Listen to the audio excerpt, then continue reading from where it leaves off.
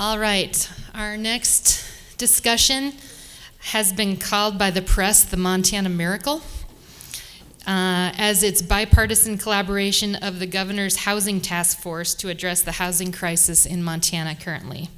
Progress has been made, but much more needs to be done.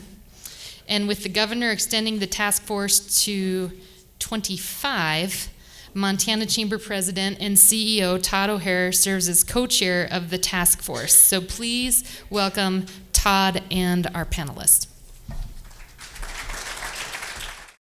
I'm going to stand so that I can see everyone a little bit better. And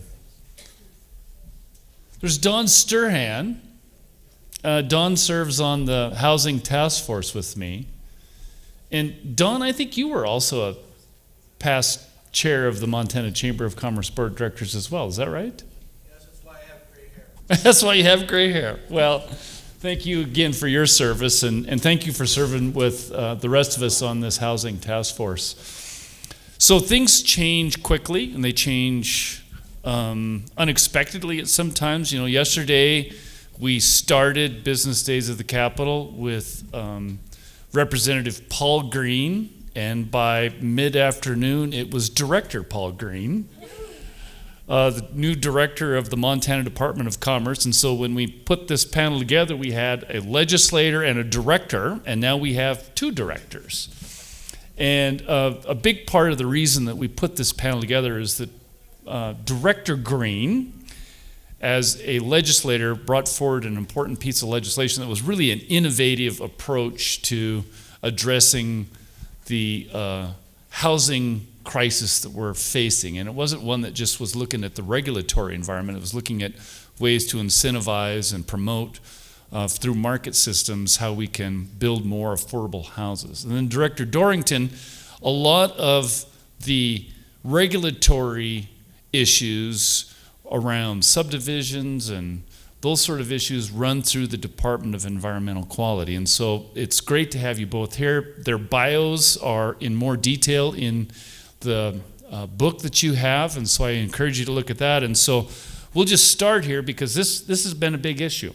And this was a big issue in pockets around Montana prior to 2020. Since 2020, it's become an issue that is a statewide issue from Sydney to Whitefish. And so it's a real important issue as it relates to the overall economy and our workforce, and is a significant headwind to our growth. And so starting with you, Director Green, since I kind of set up the fact that we've got this really innovative piece of legislation that you brought forward, can you kind of hit some of the high points of how that sort of a state investment works and how it's intended to create some more affordable housing? Sure, thank you, Todd. I appreciate you inviting me up on this panel. Director Dorrington as well. It's been a pleasure to work with 819. There's many people out there that have been an important part of the maturation of that bill. There's several parts in there that I can't take credit for. A lot of other legislators, their bills were rolled into it. It's a very interesting bill. It was an opportunity to do something a little bit different than what we're used to. The bill, that at least the part that I sponsored at the beginning, is $50 million that goes into what's called a shared equity program. That shared equity, essentially, we're trying to attempt, as a banker, I'm used to 30% of your median household income goes to housing. Well, right now there's over 10,000 families in the state of Montana that spend greater than 30% of their median household income on rent. Well, if I'm spending 30% of my median household income on rent, I cannot buy. So that makes affordable housing outside the ability for people that actually have good jobs to be able to participate in what I think is the American dream. You know, we don't make wealth living off of wages. Most Americans make it through their homes. And what 819 did was create a program where, let's say that the median household income can support a $300,000 loan. Well, right now, the median house price is $400,000.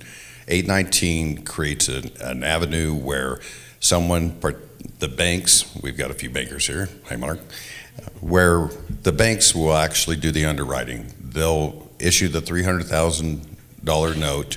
They'll work with what's called a community reinvestment organizations to offset the $100,000.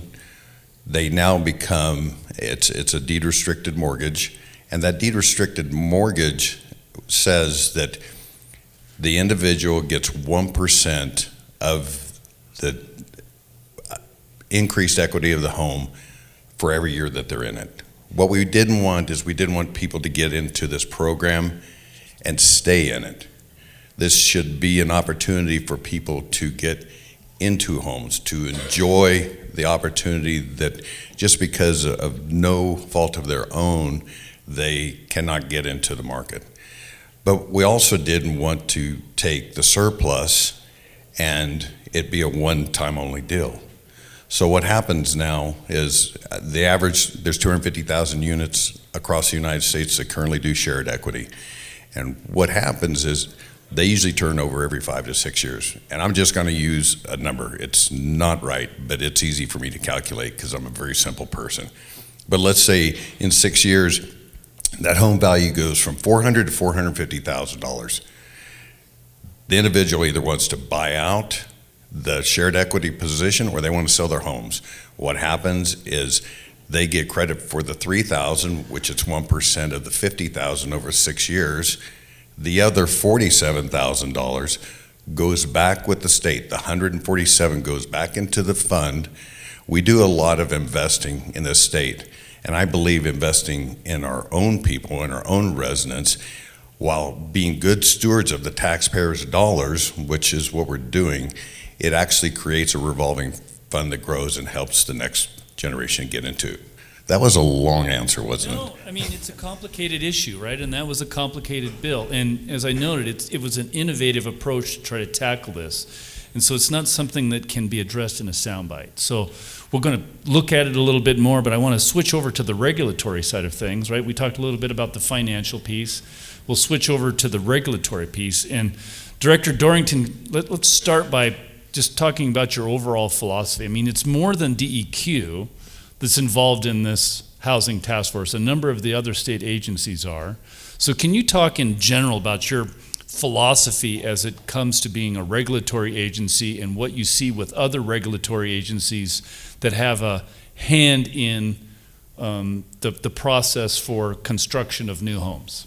You bet. So the first is Department of Environmental Quality, we approve housing subdivisions, water, wastewater projects. Looking back, not so far, 21, 22, we did a terrible job.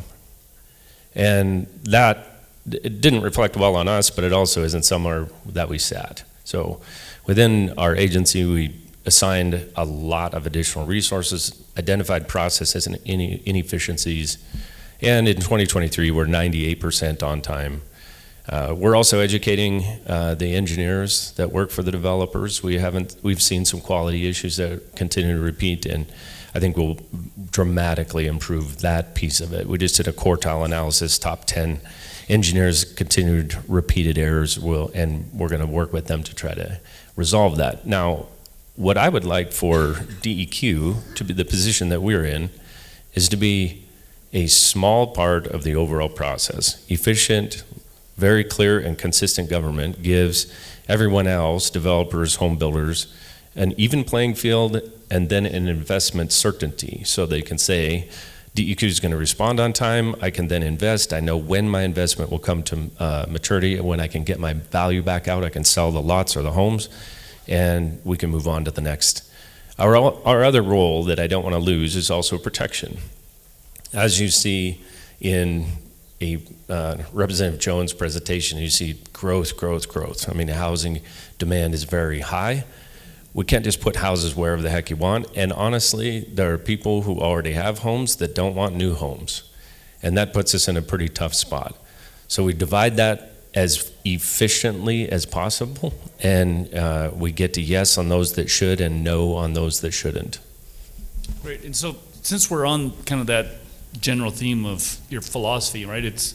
There's a good question that falls in line with that, Director Green, around using Montana taxpayer dollars as a government investment in housing. Can you talk a little bit about your general philosophy on the government being involved in this piece of our economy? Now that I'm not up for election, I can.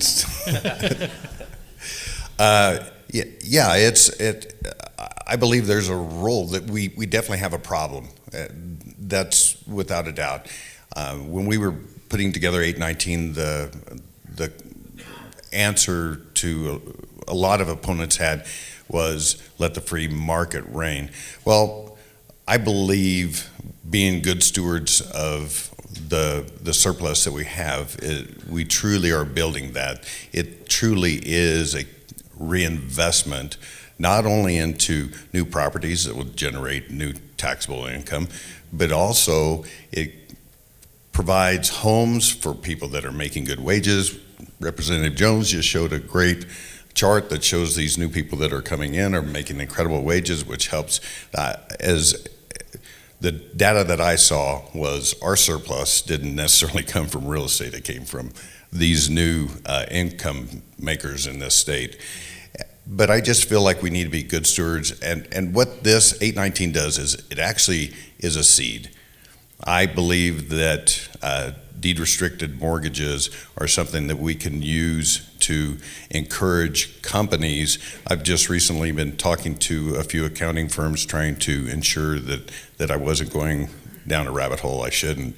But the question was, if we have companies invest in their employees' houses as shared equity, is that an employee benefit or is it an investment by the company?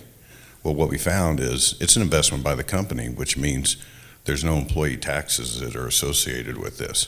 And I believe that's a great tool that we can start to use with, as I hope in my new position, we bring in some companies that desire housing, desire new housing, and they'll actually be able to do it as an investment with their own employees. So the governor, through executive order, created this housing task force late spring, early summer of July 2022. 2022, right? Just in advance of the 2023 legislative session. And they did a lot of work in a real short period of time.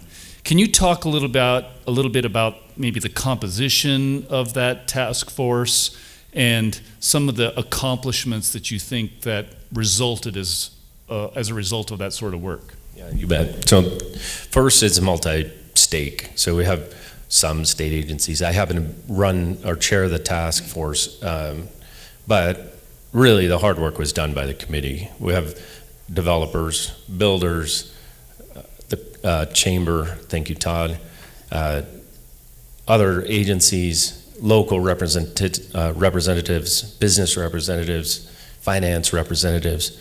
That multi-stake makeup really pushed the work forward quickly. Now, and by quickly, I mean from September to December, we created 2 massive reports that identified the challenges clearly, potential solutions, then made recommendations, including a dissenting opinion on the recommendation, because when you get 27 people together that have that kind of horsepower, they rarely all agree.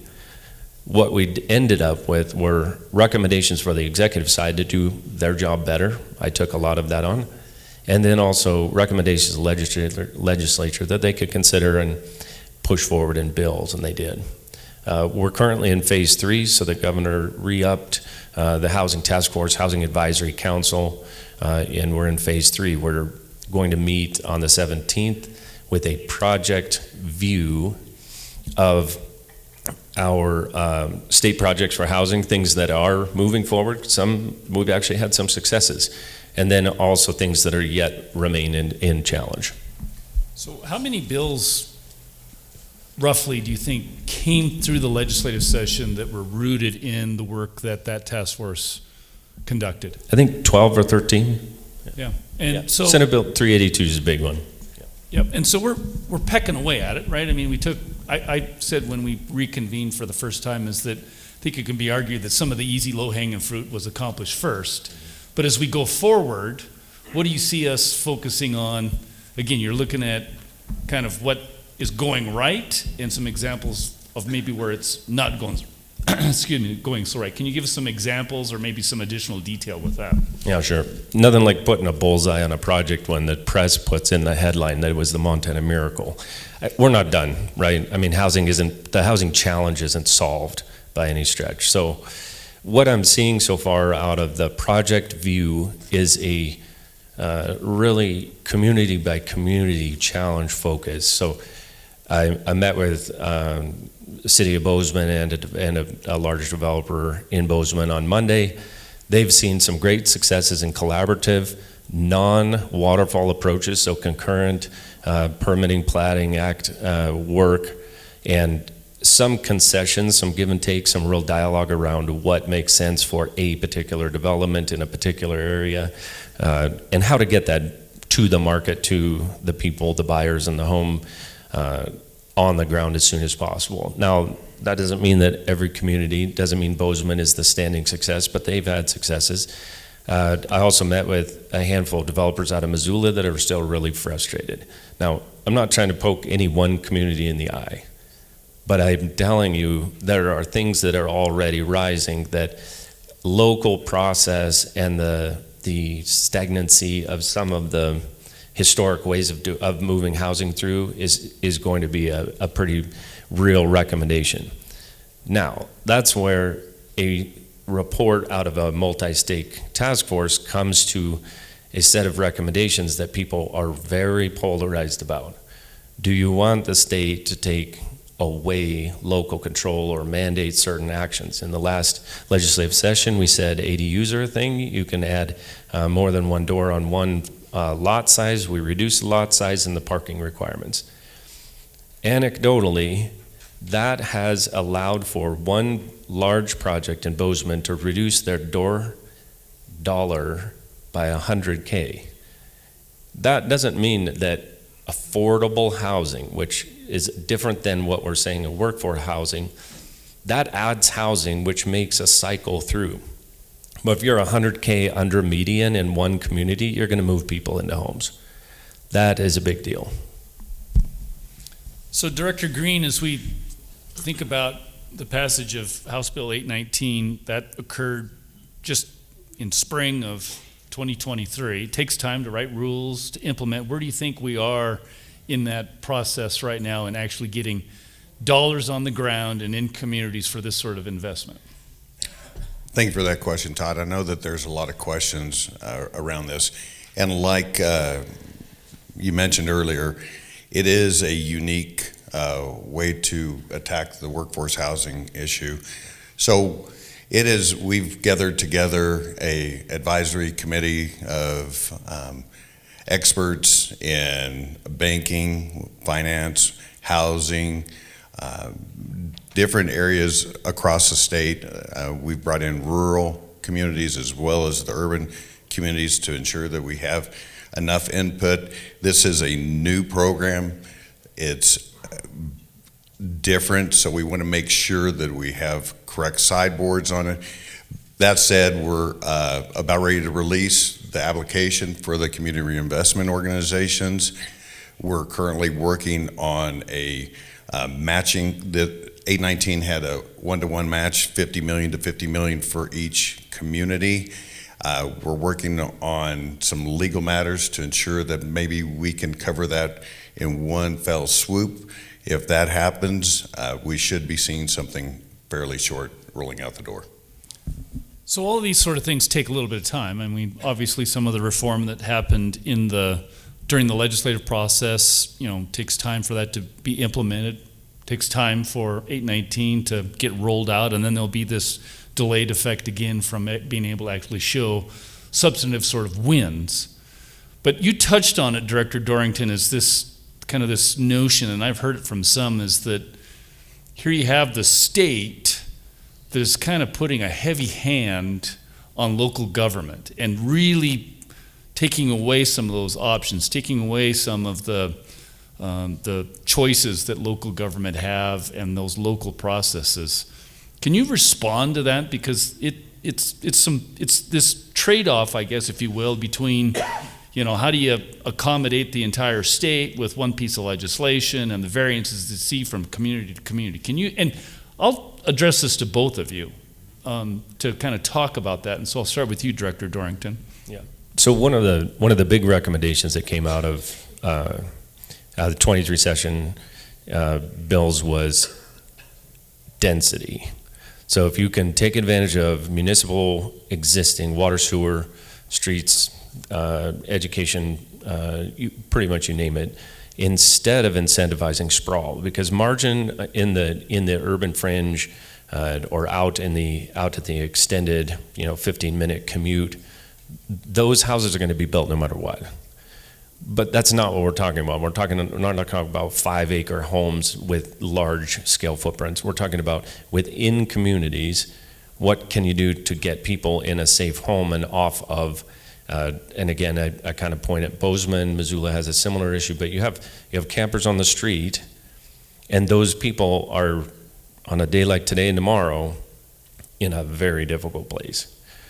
So we have said density makes a big difference. If you can add more multifamily homes, you can add more homes to a smaller footprint, you're going to incentivize and create margin opportunity for developers to then put homes on that in that space. Up pops a contestation out of Bozeman that says we don't really like density. Density is not a good thing. Well, it therefore is the divide. You either incentivize divide that reduces the overall cost for the developer to put homes in, or you don't, and then they're going to make their margin on the fringe, on the homes and the outskirts. And if you go that route, I am also then in my other hat, my other job, if you're adding individual exempt wells and individual septic tanks and drain fields, you are then adding nutrients to the groundwater. You're not actually benefiting much. From the environmental side, you're creating a bit more of a problem. So, to answer your question, which I didn't, I'll get back to it. I think what we've identified is areas where the local communities must do more.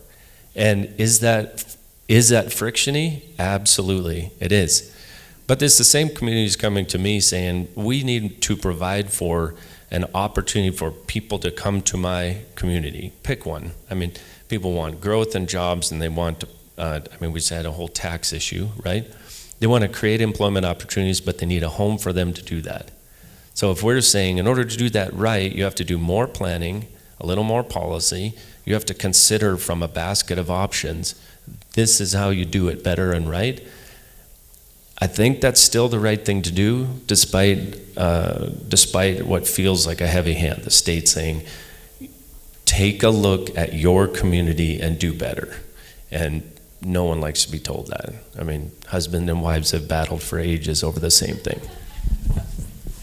So, Director Green, on this general philosophy that, right, here we've got a situation where the state of Montana and the government is weighing in heavier than perhaps previously in this issue. Have you got some general thoughts around that? Yeah, I'll go back to 819. 819 is designed to have local control. It is designed, it has, the funds are distributed equally amongst every single county that, based upon their GDP, they receive a portion of the initial capital that comes out of it. So every community in this state, everybody that has paid taxes is going to get an opportunity to participate in this. It doesn't mean that you're going to get a large portion of this, but it is something, once it leaves the state and the checks are written to the CROs to begin the process of participating in these deed restrictions, that money stays in the local community. It doesn't come back here. The only thing that the state is going to get is a report that says this is what the money is being used for. This is the successes that we've had, because we need to know that. If we find out that this is an incredibly successful program, maybe it's an opportunity to go back to my former colleagues and say, hey, let's put in a little bit more. But I feel like we consciously made an effort, because what's happening in Plevna is not the same thing that's happening in Big Sky, and we cannot, I don't feel like, legislate something as important as housing carte blanche across the state, and that's why we are allowing local control. So Charles Robison gave me 4 different hand signs in the back. One was a 4, one was a 2, and one was a 1. So yeah, right? It was like we're playing baseball up here. So I think we've got time for a question or two. Is that what you're saying? We got time for one question before we roll on. Pick well. Yeah, pick well. Oh. Not Todd, from one of Glenn. the I'm different, somebody else. one of the key provisions of 819 was the Governor's Homes Act, which thank you then Rep. Green for allowing that to get amended into the bill. But I think it'd be good for, there's a person in this room that could actually report on how that program's going. It's Dan Villa, he's right over there. Because that program's been going very well. A lot of that money's moving out of the Board of Investment and into potential development. That is, one of the key provisions in that bill is that if you're going to get a loan from the state for your infrastructure, for your development, you've got to achieve a density of 10 units per acre. So Dan, blink twice if you agree. he already did. He don't Texting. He doesn't wink. Yeah. If you want. Yeah, no, that's fine. Yeah. If you want to hand the mic over to Dan, we got a minute here. Go ahead. So in the meantime, while Charles is working his way across the room over to Dan Villa, I'll tell you that I sat on a couple of calls with Dan Villa when we were talking about some of these infrastructure things, and I was given an example about a lift station. And by the time we got done with the conversation, Dan said that the next lift station that they were going to approve, he was going to name it the Todd O'Hare Sewage Lift Station. So it's sited outside of Belgrade. Thank you, Glenn. So within the provisions of the Homes Act that came out of the Gianforte administration, we've been able to move $77 million since July 1 when we were funded.